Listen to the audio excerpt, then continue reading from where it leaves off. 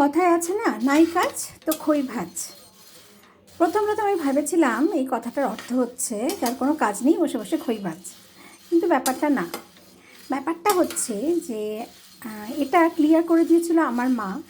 আর আমার বাবার বাড়িতে আমি যখন ছোটো ছিলাম তখন গ্যাস ছিল না, তখন হচ্ছে রান্না হতো প্রথমে কাঠের জালে, তারপর উনুনে।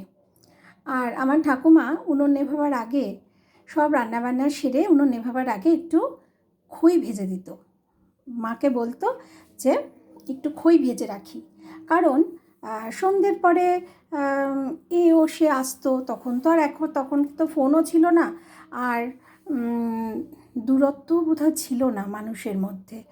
তখন না বলেই বহু মানুষ আমাদের বাড়ি আসতো, আত্মীয় স্বজন আসতো, পাড়ার লোকজন আসতো, অনেক মানুষের আনাগোনা ছিল আমাদের বাড়িতে, আমাদের এই ছোট্ট বাড়িতে অনেক মানুষের আনাগোনা ছিল। আর আমার ঠাকুমা খই ভাজা দিত, খই ভাজা, চিড়ে ভাজা। তো আমার ঠাকুমা এরকম খই ভেজে কৌটোয় ভরে রাখতো, আর লোকজন এলে। আর তখন না, আগেকার দিনে এখনকার যেরকম আমার মায়েদের সময় দেখেছি পরবর্তীকালে দোকানে পাঠাতো আমার বাবাকে, এই মিষ্টি আনো, এই রোল আনো। তখন আম্মা কিন্তু এই খই ভাজা, চিড়ে ভাজা, তারপরে নারকেল নাড়ু, তক্তি, এ সমস্ত দিয়েই অতিথি আপ্যায়ন করতো। আম্মাকে এটা দেখতাম। তো এখন আমি কি করেছি, সেই স্মৃতিগুলো তো টুকটাক মনের মণিকোঠায় রয়ে গেছে। তো এখন আমার বাড়িতে খই ভাজাটা কিন্তু খুব পপুলার।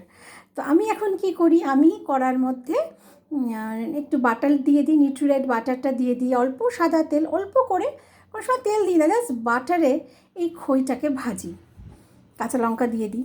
ভীষণ ভালো হয় খেতে। আর খইয়ে তো ফ্যাট নেই, নিউট্রিলাইটেও ফ্যাট নেই, এটা খুব স্বাস্থ্যকর খাবার। তাই নাই কাজ তো খই ভাজ, তার মানে হচ্ছে কাজকর্ম সেরে যখন কোনো কাজ নেই, খই যত্ন করে ভেজে কৌটোয় করে ভেজে রাখতে পারো, কৌটোয় করে রেখে দিতে পারো। তাহলে এই স্বজন বসজন আসলে তাদের হাতে এক বাটি করে তুলেই দেওয়া যায়। আমার ঠাকুমা আবার নারকেল কোড়াও দিত, অনেক কিছু করতো।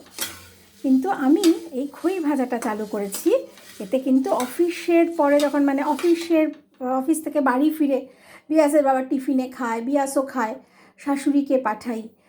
তো এইটাই হচ্ছে আমার আজকের নাই কাজ তো খই ভাজ।